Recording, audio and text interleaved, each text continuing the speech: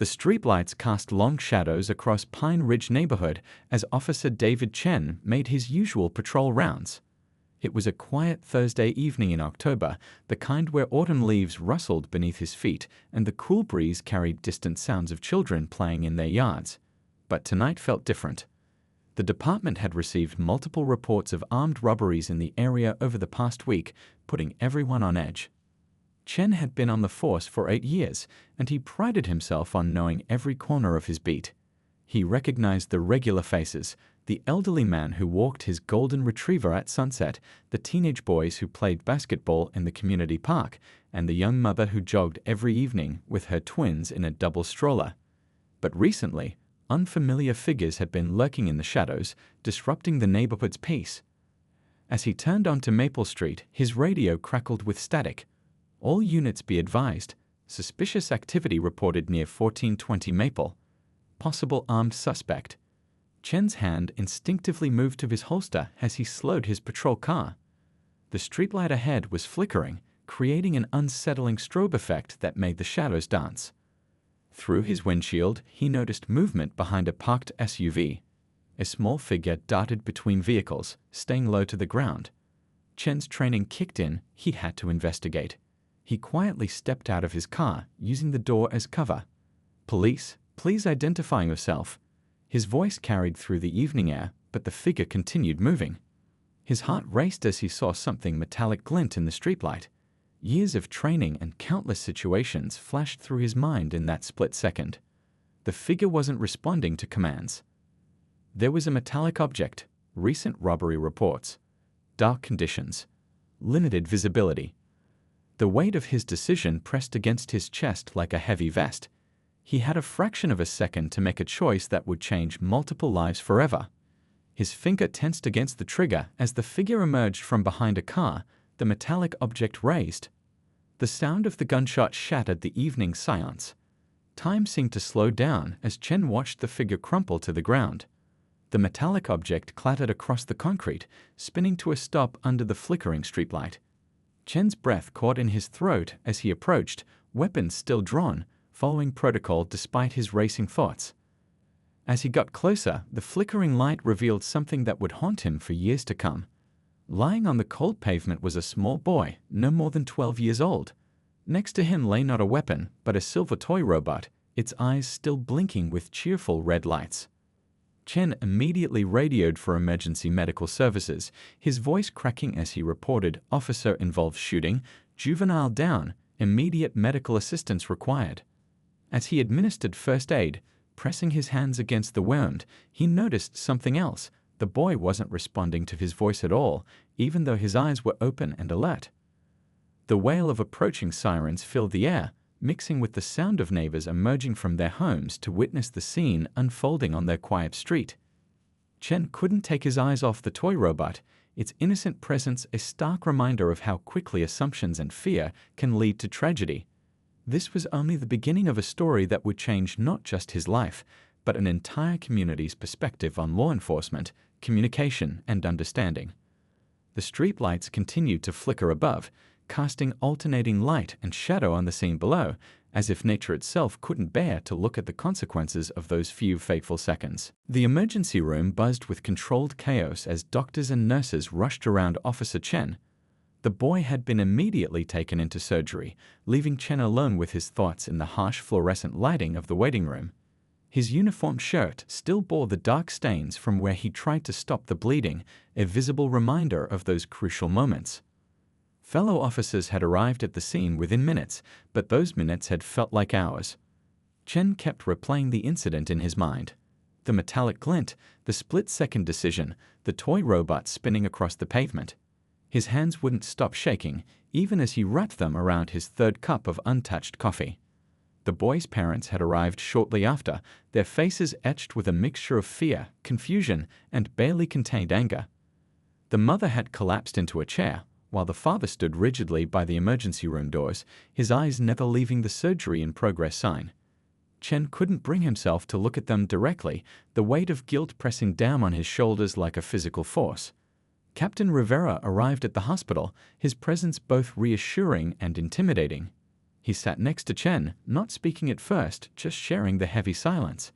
Finally, he pulled out his notebook and said, "Walk me through it again, David. Every detail matters." As Chen recounted the events for what felt like the 100th time, a doctor emerged from the emergency room. Everyone froze, the air thick with anticipation. The doctor's surgical mask hung around his neck, and his scrubs showed signs of the intense procedure he'd just completed. The surgery was successful, the doctor announced, and collective relief flooded the room. The bullet missed major organs, but, he paused, looking at the boy's parents, "There's something else you need to know. During our examination, we discovered your son wasn't responding to auditory stimuli. We ran some tests, and it appears he has severe hearing impairment." The revelation hit Chen like a physical blow. Suddenly, everything made horrible sense: why the boy hadn't responded to his commands, why he'd kept moving despite Chen's shouting. The weight of his assumption crushed him anew, knowing that his failure to consider other possibilities had led to this moment. The boy's mother spoke up, her voice trembling but clear. "We recently moved here for the special education program. He was probably out looking for his toy robot. He dropped it earlier today while playing. He's always been afraid of the dark, but that robot helps him feel brave." Chen's vision blurred with tears he refused to let fall. The toy robot, now sealed in an evidence bag, had been a source of comfort for a child dealing with challenges Chen hadn't even considered.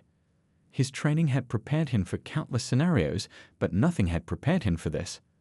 The father finally moved from his post by the door, approaching Chen with measured steps. Everyone in the room tensed, expecting confrontation. Instead, the father spoke softly, his words carrying the weight of both pain and wisdom. "My son has spent his whole life learning to navigate a world that wasn't built for him. Now you have a choice. You can let this destroy you, or you can learn from it and help make sure it never happens to another child." Captain Rivera watched this exchange carefully, his expression thoughtful.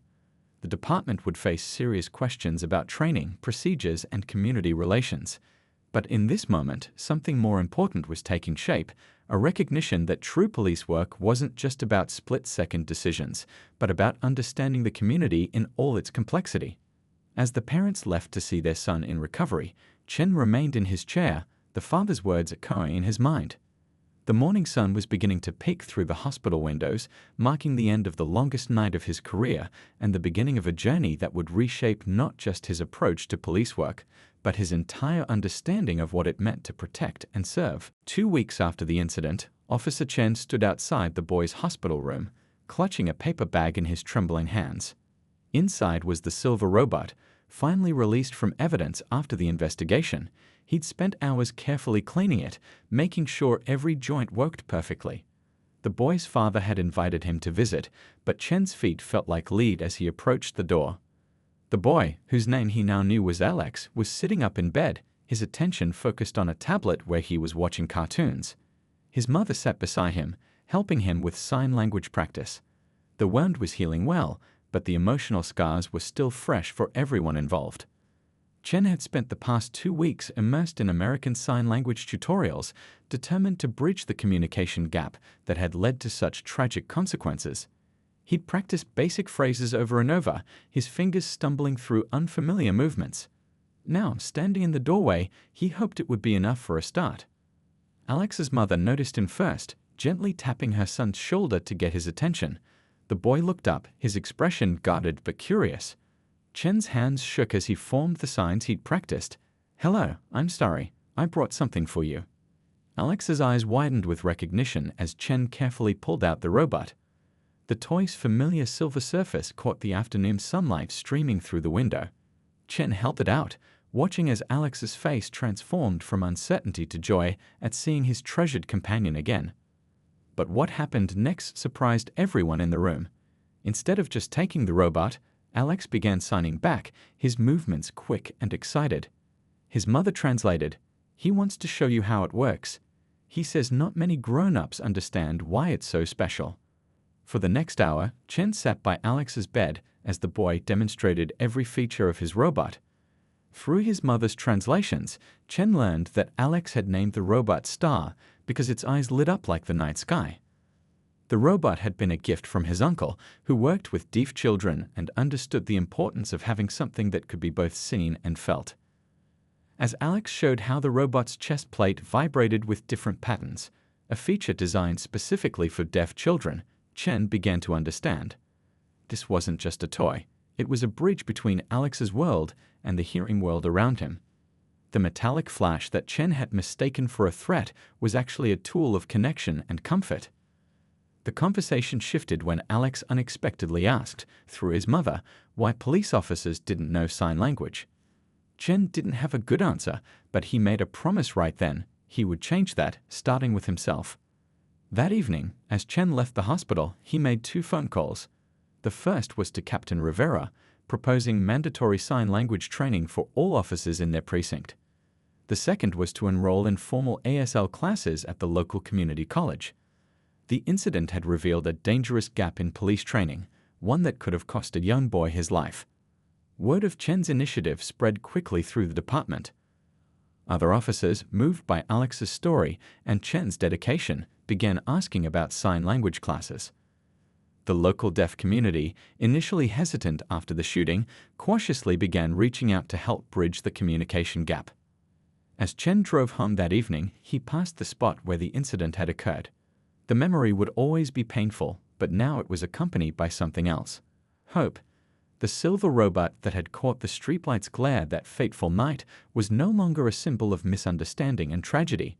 Instead, it had become the catalyst for change, a reminder that sometimes the worst moments can lead to the most important transformations. He thought about Alex's smile when he got his robot back, about the way the boy's hands flew through the air as he explained its features. Chen's own hands, still new to the language of signs, had fumbled through basic phrases, but he'd made a connection, taken the first step toward understanding.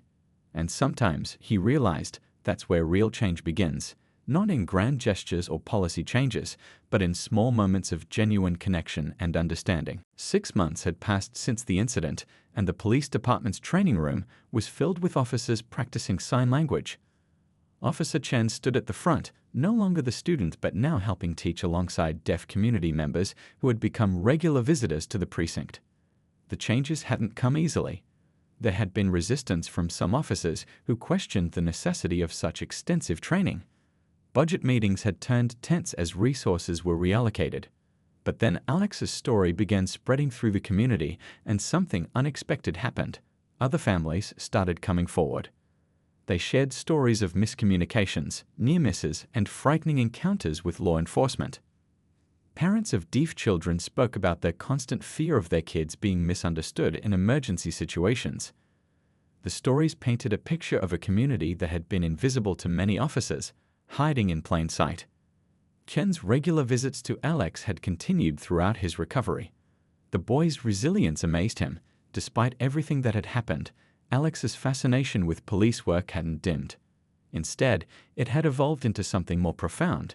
He wanted to know how things worked, why officers made the decisions they did, and most importantly, how he could help make things better. During one visit, Alex showed Chen his notebook filled with drawings of police officers using sign language. Each picture showed a different scenario: traffic stops, emergency responses, community events, all with officers and civilians communicating through signs. The boy had created an entire world where nobody had to fear being misunderstood. The notebook became a symbol of change. Chen brought it to a department meeting, and its simple wisdom cut through all the bureaucratic arguments. Here was a child who had every reason to fear and resent the police, instead showing them a path forward. The images were eventually enlarged and printed, becoming posters that hung in the precinct's hallways. Local news stations picked up the story, focusing not on the tragedy but on the transformation it sparked. They filmed training sessions where deaf instructors taught officers not just sign language, but about deaf culture and experience. The cameras captured moments of understanding dawning on officers' faces as they realized how many daily interactions they'd been missing. One afternoon, Chen arrived at the precinct to find an unusual scene. The building was surrounded by people, but not protesters as he'd initially feared. Instead, it was members of the deaf community holding a celebration for the department's first graduating class of sign language proficient officers. Among them stood Alex and his parents, proudly watching as officers demonstrated their new skills. The boy had grown stronger, his physical wound healed to a faint scar.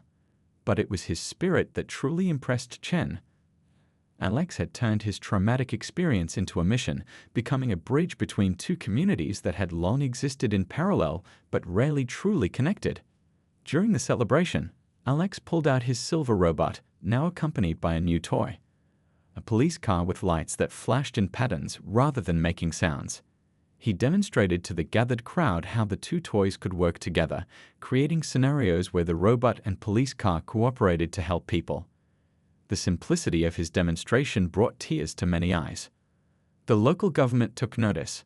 What started in one precinct began spreading to others. Training programs were developed, incorporating not just sign language but broader disability awareness. The incident that could have torn the community apart instead became a catalyst for unity.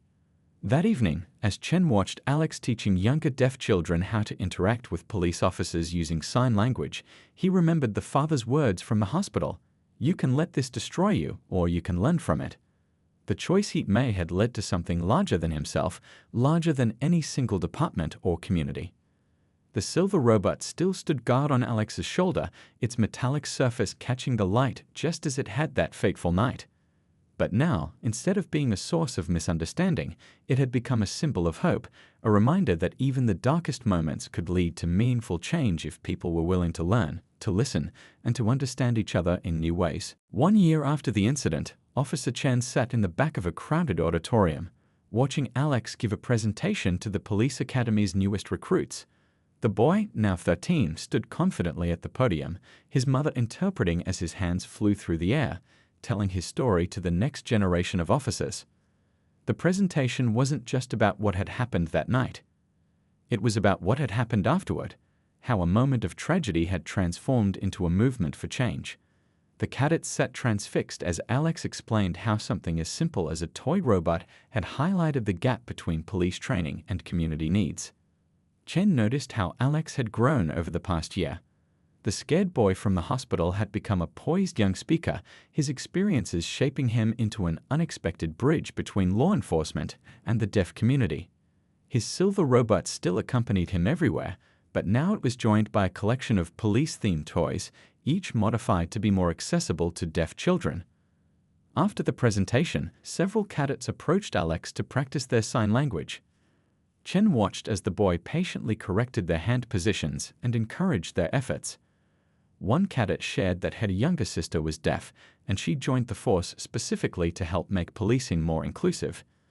The changes in the department had exceeded everyone's expectations. Emergency dispatch now included video call options for deaf residents. Patrol cars were equipped with tablets running sign language translation apps. Officers regularly attended deaf community events, not just as security, but as participants and friends. But perhaps the most significant change was in how the community viewed the police. The barrier of fear and mistrust had begun to crack. Deaf residents no longer hesitated to approach officers for help, knowing they would find someone who could communicate with them. Parents reported feeling more secure, knowing their children had a better chance of being understood in an emergency. Chen's own transformation had been profound. He'd become fluent in sign language, eventually teaching classes himself. His experience had made him a sought-after speaker on police reform and community engagement. But more importantly, it had changed how he approached his daily work. Every interaction became an opportunity to learn, to understand, to bridge divides. The silver robot that had once been tagged as evidence now sat proudly in a display case at the precinct, alongside photos documenting the department's journey toward inclusive policing. Visitors often paused to read the story, amazed at how a child's toy had sparked such significant change. That evening, after the presentation, Chen joined Alex and his family for dinner at their home, something that had become a monthly tradition. As they sat around the table, sharing stories through a mixture of speech and sign language, Chen realized how far they'd all come. The family that had every reason to hate him had instead helped him become a better officer and a better person. Alex's father mentioned that his son had been talking about his future plans. The boy wanted to create a program to help police departments across the country better serve deaf communities. He'd already started designing training materials, using his experiences to help others understand both perspectives, those of law enforcement and those of deaf individuals. As Chen watched Alex demonstrate his latest idea, a series of universal hand signals that could work in emergency situations even for people who didn't know sign language, he felt a deep sense of pride. The worst mistake of his career had led to something remarkable. A transformation not just of one department or one community, but potentially of police practices nationwide. The silver robot sat on a shelf nearby, its metallic surface catching the evening light just as it had on that fateful night. But now it represented something different, not a moment of fear and misunderstanding, but a symbol of hope and change. It reminded everyone that sometimes the most powerful transformations come from the most unexpected sources, and that healing is possible when people choose to learn from their mistakes rather than be defined by them. 5 years had passed since that fateful night, and Officer Chen, now Lieutenant Chen, stood at the podium of a national police conference. The audience was filled with law enforcement officials from across the country, all eager to learn about the revolutionary changes his department had implemented in deaf community relations. But Chen wasn't the main speaker today. That honor belonged to Alex, now 17, who had grown into a passionate advocate for police reform and disability rights. The silver robot that had once caused such tragedy sat on the podium beside him, a powerful visual reminder of how far they'd come. As Alex began his presentation, using both sign language and speech he'd worked hard to develop, Chen reflected on the journey that had brought them here. What started as one department's response to a crisis had grown into a nationwide movement. Police academies across the country were now incorporating mandatory disability awareness training with special emphasis on deaf community interaction. Alex shared the story of his latest project, a mobile app he'd helped develop that facilitated communication between deaf individuals and law enforcement. The app, inspired by his childhood robot, used visual cues and vibrations to help bridge communication gaps in emergency situations. It had already been credited with preventing several potentially dangerous misunderstandings. The conference hall buzzed with energy as Alex demonstrated the app's features. Police chiefs and training officers leaned forward in their seats, taking notes and asking questions. What had seemed impossible 5 years ago, a completely new approach to police interaction with the deaf community, was now becoming standard practice. During the break, Chen watched as Alex was surrounded by officers wanting to learn more. The boy who had once feared police now moved confidently among them, teaching and sharing his experiences. His silver robot, which he still kept close, had inspired a line of specialized emergency response tools designed specifically for deaf individuals. The changes went beyond just police work. Alex's story had sparked a broader conversation about accessibility in emergency services. Fire departments, ambulance services, and emergency dispatch centers were all implementing new protocols and technologies. The ripple effects had touched communities far beyond their small town. That evening, at a dinner honoring innovative approaches to community policing, Alex shared something unexpected. He announced his plans to attend the police academy after graduation. The room fell silent as he explained, through sign language, that his experience had shown him the importance of having officers who truly understood the communities they served. Chen remembered the night in the hospital when Alex's father had given him a choice, to let the incident destroy him or learn from it. Looking at Alex now, confident and determined to make a difference, Chen knew they had both chosen the right path. The tragedy had transformed into a force for positive change, touching lives far beyond what anyone could have imagined. The dinner ended with a surprise announcement. The state governor had approved funding for a specialized training center focused on inclusive emergency response. The center would be named after Alex, honoring how one boy's story had transformed police training across the nation. As people mingled after the announcement, Chen noticed something meaningful. Officers who had traveled from different states were attempting to sign with each other, using skills they'd learned because of Alex's influence. The language barrier that had once seemed insurmountable was slowly breaking down, one conversation at a time. Later that night, Alex showed Chen his latest project, a children's book about a deaf superhero who works with the police to help people. The silver robot featured prominently in the story, not as a source of misunderstanding, but as a tool for building bridges between different worlds. The book's final illustration showed a diverse group of police officers and community members, all using sign language to communicate. It was a picture of what was possible when tragedy became a catalyst for change, when people chose understanding over fear, and when a simple toy robot could help transform an entire system of public service. 10 years after the incident, Police Chief Chen stood in front of the graduating class of the police academy. The ceremony was being held in the newly completed Inclusive Justice Center, a state-of-the-art facility that had grown from the seeds of change planted a decade ago. Among the graduating officers sat Alex, now 22, his police badge gleaming as brightly as the silver robot that still stood on display in the precinct's museum. The toy had become a symbol of transformation, inspiring a new generation of officers committed to understanding and serving all members of their community. As Chen prepared to give his speech, he remembered the long journey that had brought them here. The scared officer he'd been, the wounded boy in the hospital, the countless hours of learning and change that followed, it all felt like both yesterday and a lifetime ago. 10 years ago, Chen began, speaking and signing simultaneously. A mistake nearly cost us everything. But instead of ending in tragedy, it became the beginning of something extraordinary. The audience, a mix of hearing and deaf individuals, watched intently as he continued his story. The graduation ceremony was being broadcast live across the country, serving as a model for other police departments. The integrated approach to training, where officers learned not just law enforcement but true community understanding, had revolutionized police education nationwide. Alex sat in his new uniform, the same silver robot pin on his collar that had become the symbol of the department's deaf awareness program. His parents sat in the front row, tears in their eyes as they watched their son prepare to join the force that had once almost taken him from them. The ceremony included something unprecedented, a joint oath of service given in both spoken word and sign language.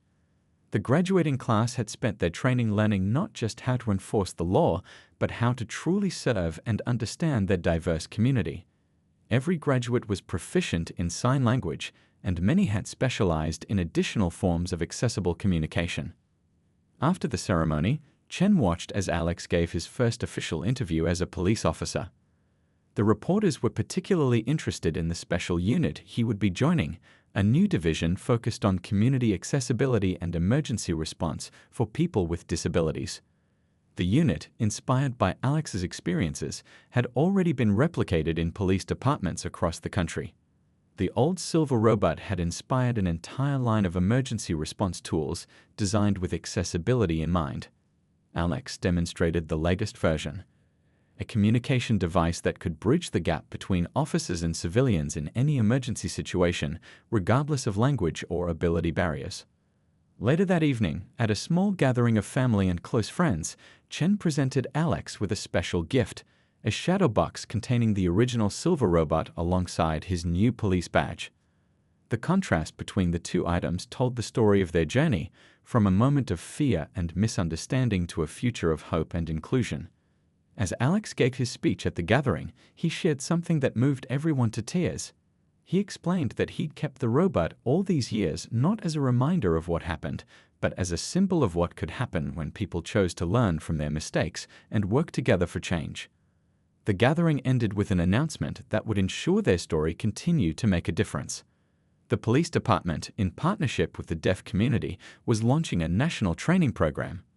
The program would help other departments across the country implement the inclusive policies and practices that had transformed their own community. As Chen watched Alex in his new uniform, interacting effortlessly with both hearing and deaf guests, he thought about the power of transformation. The night that could have ended both their careers, one before it began, one after years of service, had instead launched a movement that had changed thousands of lives. The silver robot that had once been mistaken for a weapon now stood as a beacon of hope, reminding everyone that understanding comes not from fear, but from the willingness to learn, to change, and to see the world through others' eyes. It had become more than just a toy or a symbol. It was a promise to future generations that tragedy could be transformed into triumph when people chose to work together for positive change.